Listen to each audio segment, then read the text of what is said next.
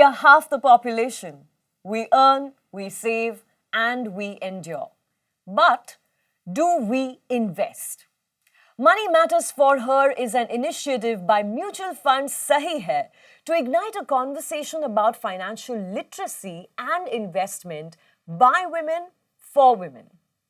The gender disparity surrounding money has been apparent for centuries, and we are trying to bridge that gap. We really believe that women should not be celebrated only for one day every year. This series is our ode to the women who have shattered glass ceilings and made their way to prominent positions in every walk of life. We honor her every day and hope to kindle a light that shows the path to a financial revolution spearheaded by women. For today's session of Money Matters for Her, we have invited Shyamali Basu, the Executive Vice President and Head Products Training and Marketing at HDFC AMC. She is a woman who personifies dignity and tenacity. She has a refined style of expressing her opinion in the most unconventional fashion. With a well-balanced ratio of anecdotes, quotations from books, and of course, a very finely analyzed investment outlook, her articles are a treat to read. It's almost as if she's guiding you through the investment hiccups. Shyamali, welcome to Money Matters for Her. It's my absolute pleasure to be seated here and having this conversation with you. Thank you so much for joining us. Likewise, Zinia. Thank you so much for having me. So Shyamali, we've read your opinion, we've heard your stance. We're very curious to know about your journey. So, Zinia, I started my career in HDFC mutual fund in a small town, and I got the opportunity to work in different geographies and do different jobs. And I feel every time I was challenged, I got moved out of my comfort zone and I gave it my best. So I've been here for 21 years in one company, and I think I have enjoyed throughout the journey. Yes, you've enjoyed your journey and we've enjoyed watching you through that journey. I'm really in awe of you and your tenacity, and I'm really curious to know, who is your role model? I'm strongly influenced by Sudha Murthy because of her simplicity, her humility, clarity of thought. And one more woman who has really impressed me is Michelle Obama. Being the first lady, she did much more to enhance her own individuality. So these two women certainly are, for me, a notch above all others. So we're talking about women as being your role models. And you'll agree with me that a woman's mind is far more capable of, doing much more than what is expected of her. How do you react to this? And what would you like to say to all of the women that are listening to you today? I don't tend to agree there. I think I'm quite gender agnostic. I feel I see people in my office, my boss and my CEO, CIO, I think they do much, much more than what is expected. And what I genuinely feel is that if you enjoy your work and if you have a passion for it, then the work you're supposed to do and or is expected and much beyond, that line tends to blur. So most people who enjoy their work don't have a problem doing more than what is so-called expected from them. Shyamali, would you agree that there is a dire need to reconsider gender roles today, especially in our families? Women need to speak about their financial needs a lot more freely than we do right now. To an extent, yes, but a lot has got better. So these are these old stereotypes where men were the bread earners and they used to have a different role, and a woman was considered to be a caregiver. Yes. So the men were remunerated whereas women were not. Yes. And that stereotype still exists, unfortunately, in some parts of the country. But CAMS, which manages about 70% of the industry AUM, has come up with some very, very impressive data points. In the last 5 years, for whatever reason, whether the investor awareness campaigns have done better, more women have started to work and become financially more inclusive, there is a very progressive growth in the number of women investors in the mutual fund industry. Yes. So if I were to just give you some numbers from 2017 to 2022, in the number of unique investors, women are almost 20%. Wow. And in terms of the AUM, or the percentage investment, if I see the overall AUM, it's about 30%. And this has grown threefold in 5 years. So we may be 50% of the population, but I feel as long as I'm progressing, I'm happy to do that. And this journey just needs to go on and accelerate a little more. And but today, while I was in sales for 16 years of my journey in HDFC Mutual Fund, there were many families where the advisors or mutual fund distributors have been focusing on the process of financial planning. And when they do that, they ensure, and the word is ensure, they don't do it otherwise, that the lady of the house is also a part of the investment decision. Right. That has started to happen. It needs to progress more. And I think as long as we're on the right track, and out of this number that I told you, about 65 odd percent is from or invested by women who are under 50 years of age. So I'm assuming they're all working. They are far more aware than maybe their parents were, and it's a good way to grow. So It's a I'm great happy. way to go. Yes, absolutely.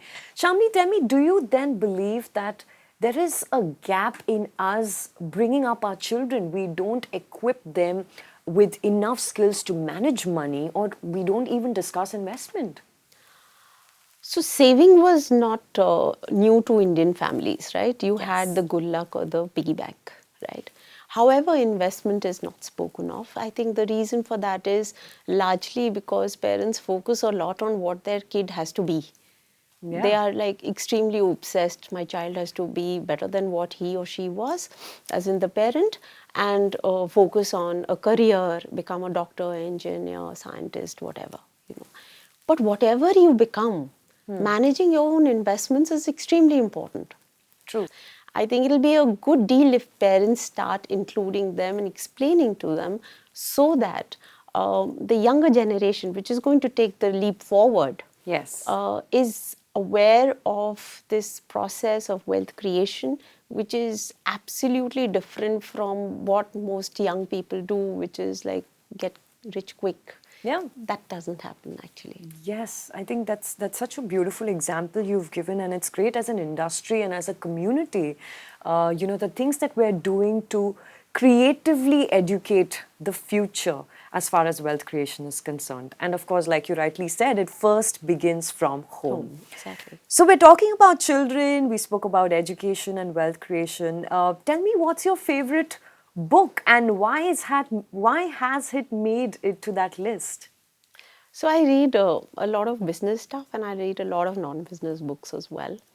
And as you put, when you probably you've gone through a couple of articles written by me, I like to put things in a very simple fashion, because if I can't explain to a layperson or a Yes. common man, and most people in our industry are trying to simplify the so-called jargons which intimidate people.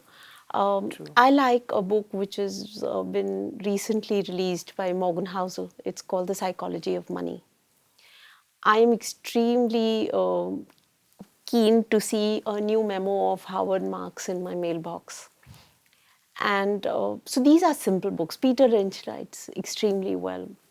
So these are very simple books, and they relate, their personal finance philosophies relate to anyone who, anyone. You don't need to be qualified to be able to understand that. Right. And once you get a hang of things there, then you can graduate to anything, more complex. But I think you just need to know simple stuff, and you'll do good for yourself. Fantastic. Okay, so Shamli, I'm quoting you. Time and again, it is established that patience has more value than intelligence when it comes to investing. Tell me, what do you mean when you say this? So we use a mantra called STP. So like everything has to have an acronym, we have created one called STP, which for which it stands for sound investment plus time plus patience. That leads to wealth creation. Okay. Why I say patience is extremely important is that we've done a study of 31 years of the Sensex, which is the benchmark, from 1990 to 21 March. Right. In 31 years, if you've missed 40 best days of investing, your return drops from 14 odd to 4. Right? Wow. So what you need to do is, now sometimes, when my fund managers speak and when people from the industry say that the mutual fund or the Sensex has delivered X amount of return, the investors who come to us say, but I haven't got that. Yeah. Right? So there is always a difference between what the fund manager delivers or what the index or the benchmark delivers and what the client gets. The reason for that, and it's not only in India. In fact, Peter Lynch has gone on record to say that his fund has delivered as high as 29 odd % for the longest time, but not a single investor, even his family members, have not earned that kind of return. So the simplest thing one could have done is stayed put. Yes. But we try to outsmart, trends. Yes. And we lose patience because we want a number one every time, which doesn't happen, right? So everything moves in cycles. So which is why if you have the sound investment philosophy, which you've done the initial homework and if you got it right there, then you give the fund manager time to work on that.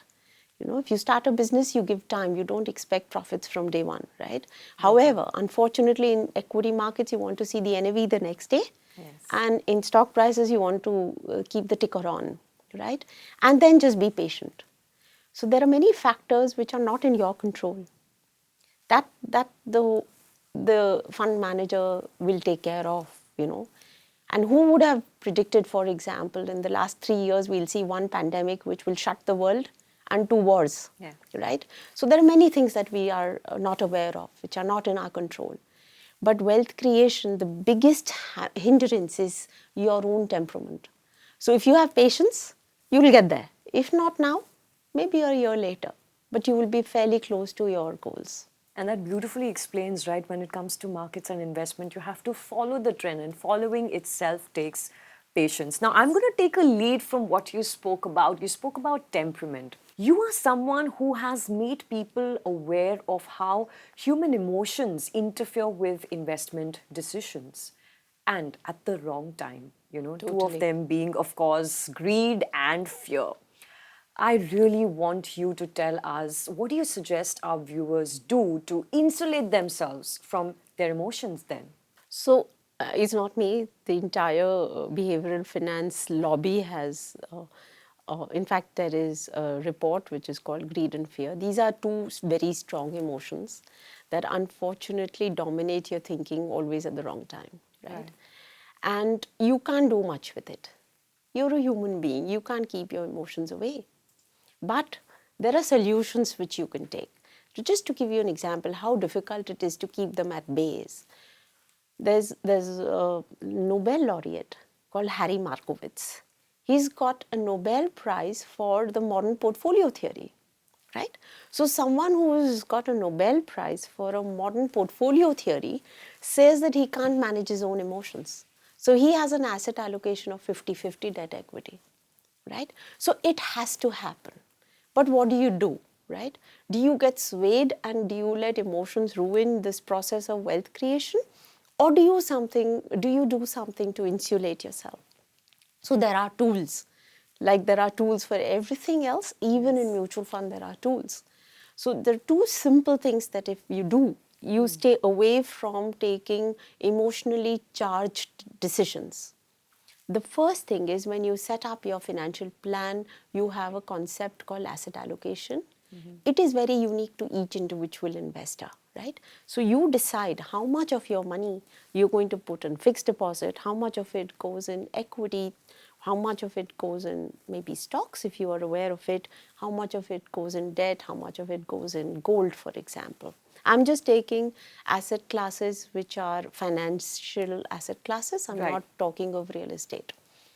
Now, once you have done your own asset allocation, depending on your cash flows, your expenses, your needs, your goals, right, your lifestyles, etc., you try and stick to that, right? So that is one. The second thing is we have great concepts in the mutual fund industry, and today, thanks to the whole industry working for it, there is a concept called SIP, which is Yes. systematic investment plan. Correct. That is a very, very simple tool which keeps all possible emotions and distractions away. So it is like the erstwhile recurring deposit. You can start with as small as $1,000, right? You just keep signing in for those SIPs and let it get deducted the way your home loan EMIs get deducted. Correct. And you won't even realize you will create wealth in the long run. Just don't do anything with it. You can review it, but don't react to it. So to keep your asset allocation intact, there are many fund categories, like you have the asset allocator fund of fund category in the industry. You have the balanced advantage fund category, which does that asset allocation depending on the markets for you. And why should you take it? As a retail investor, you don't know which way the markets are headed. True. Nobody knows. And there are, Yes. so as they say, there are two kinds of people. One who know they don't know, one who do not know that they do not know, right? So I know I do not know, right? So how do I handle that? I give it to a fund manager who is definitely far more equipped, well networked, well researched to do that job for me. Right. I just stay the course with him, right? So if you have your financial plan in place, if you have your asset allocation intact, you will automatically not let greed eat into you, right? So when I do these investor meets and I get a superb reaction from almost everyone, I do a story that, okay, fine, I live with a friend of mine or with a neighbor who has just told me about a stock, and I keep subconsciously tracking that stock, and I hate to see that the stock price goes up. And I hate to see my neighbor or friend get rich without working hard. I mean, I'm working as hard. Why should he get more rich? Yes. And I keep tracking it, and that jealousy and that greed keeps increasing in me till such time that I can't hold it, and I say, okay, bang on, let's just buy it. I mean, I just missed it. Okay, if I missed the first 20%, I'll just get into it. True. Only to know that I had got into it, not realizing when you boarded the bus. I boarded it when it's closer to its destination or its peak. And the minute I buy, it starts to fall. And then I try and convince, because my ego doesn't allow me to accept it. I say, no, it's just like a dead cat bounce. It'll come back. I will average more. Eventually, I'll lose it. And then I'll curse the markets. That this is a place where there are scams and it's not it's all fixed and it's not for me. But the markets will work in cycles. Who has created wealth or destroyed wealth? It's only my own emotions. So if I have that discipline in place, I don't think I will get impacted at all to that extent. That was absolutely wonderful. You just made the psychology of investing so basic and easy to understand. You know, I've heard of the infamous story of Newton losing all of his life saving while investing. I want to ask you, what do you recommend is an asset to invest wisely? So no one can debate that Sir Isaac Newton didn't have the IQ, right? So the person who invented calculus and laws of motion has to be anyone but mediocre, right? But he fell into this trap of greed also, right? So there was a South Sea company. He got a tip and he invested into it. And then that company got a mandate of managing the British government debt. And then I think with that mandate, the markets got to know about that company. And then obviously the prices skyrocketed. So while the price was up or on its way up, Newton thought he's made enough money, I think, so he booked profit, right? And then it was the same retail investor story that I told you in the last question, when he saw others make money and he being left behind. When the stock was almost at its peak, he put his all life savings in it. And then he lost it all. So I strongly feel, I mean, if you have to create wealth, you don't have to be exceptionally intelligent. I think EQ is more important than IQ. Of course, the fund manager has to be exceptionally intelligent to manage your money. Of course. But as a common investor who is not as networked, who's not as researched, well researched. If you have the right temperament, I think you will make it. So what asset class to invest in is your question. You have to do that depending on your own asset allocation mix. So I put a lot of my money in equity, some bit in debt, and some bit in gold. So that's what I do, but it varies from person to person. Okay, fantastic. We've got the answer. So before we, let you go and close this conversation, give all of our viewers an investment mantra. क्या है आपका investment mantra? एक नहीं है, बहुत सारा है. बताइए. So one is you have to have the right guide. The way you have a good doctor, you have a family doctor, you have a family lawyer, you have a chartered accountant, right? Those are the three people you go to first if you have any such issue, which they deal with. You have to have a family advisor or a distributor or an expert, whatever you call that person, who knows much more than you. And that person's job, if you read Nick Murray, who's a mentor for advisors, that person's job is not a fund manager's job. He's not supposed to know what stock is best and things like that. His job is to give you the right mix of your portfolio depending on your personal asset allocation and risk profile, right? And then his job is to control your emotions. So every time I want to make an investment, I talk to a friend of mine who's a mutual fund distributor. Okay. And she tells me, despite being in this industry for 21 years, I advise people, I talk to people. But however, sometimes when I'm a human being, right? So I do get swayed and I'll call her. I said, should I do? So she'll just say yes or no, and I just stick to it. So you have to have that.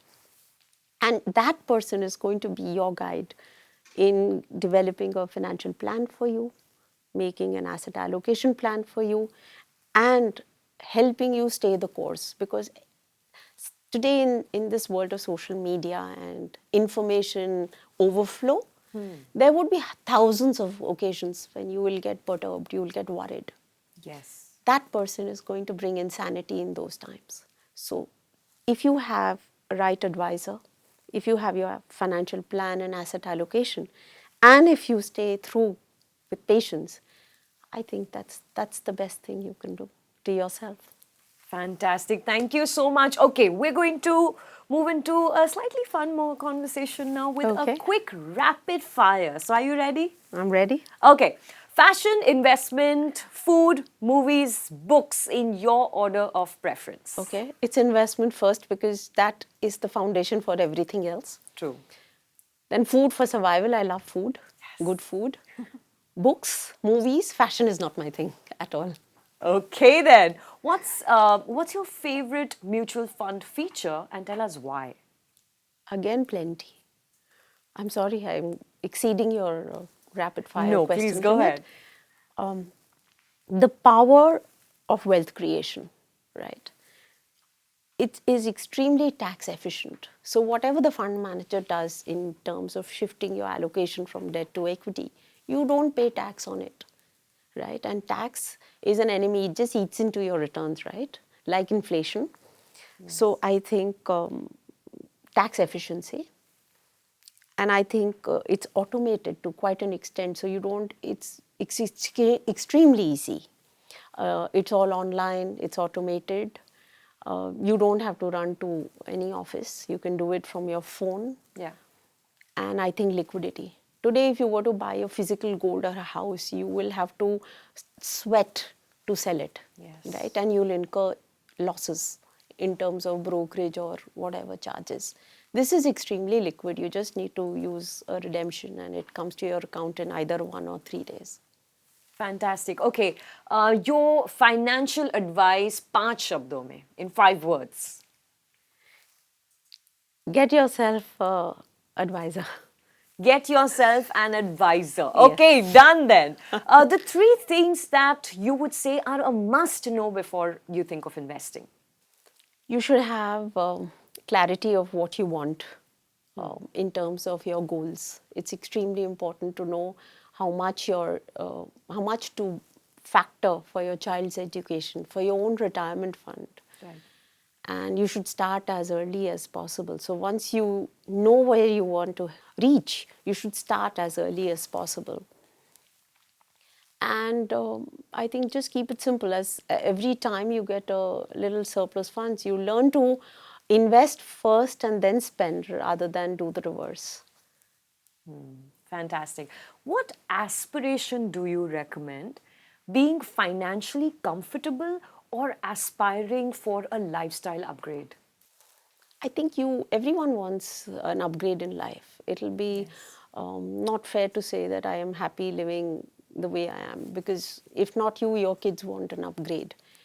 And even if you do not personally, you yet need money to give back to the society, right? So if you have to do anything for yourself, for your family, or otherwise other people, you need to have the money or the wealth to do that.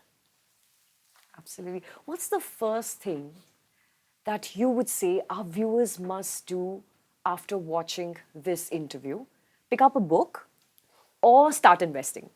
Start investing. You can start reading after that. Yes, you can do both together, maybe. Yes.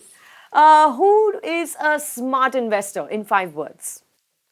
A smart investor is someone who's not been very active. Because the minute you have the minute you want your adrenaline rush, you make mistakes. So someone who stayed the course realizes that he has been smart only in hindsight, because that's when he sees the kind of wealth he has compounded.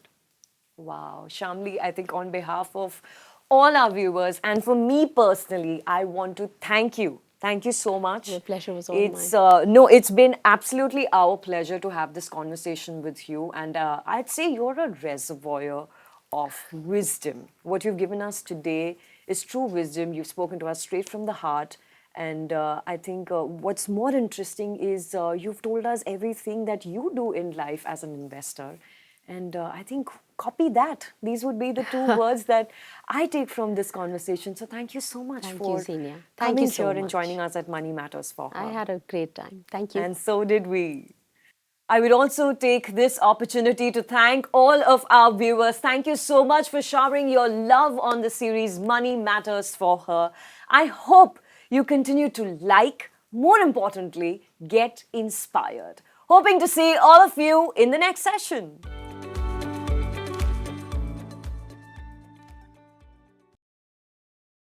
Mutual fund investments are subject to market risks. Read all scheme-related documents carefully.